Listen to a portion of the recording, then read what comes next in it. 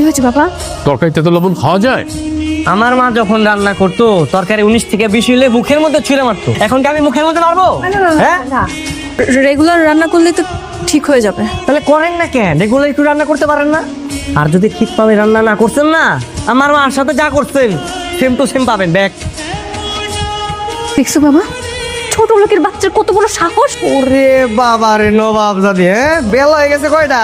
ওর আজকে ঘুমে ঘুরতে তোর সাহস কত বড়, আমার গায়ে পানি ঢালছিস? বুয়ারা কি এত বেলা বেলা ঘুমায় নাকি? হ্যাঁ, বেলা করে ঘুমায়। ঠিক আছে বুয়া, নবাব জাদি এক রাত ঘুমাই দিয়ে সব ভুলে গেছে গা। হ্যাঁ, ওঠো প্রিয়, তুমি তুমি ঘুম থেকে ওঠো, তোমার এখন ঘুমা গাইতেছি আমি। তুমি যে বাড়িতে যত কাজ আছে ওগুলো করতে হবে তো।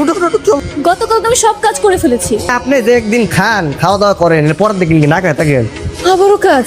ভালো কথা। ওই যে বাসার নিচে গাড়িটা আছে, গাড়িটা প্রচুর অপরিষ্কার হয়ে আছে, সুন্দর করে ক্লিন করতেও যান।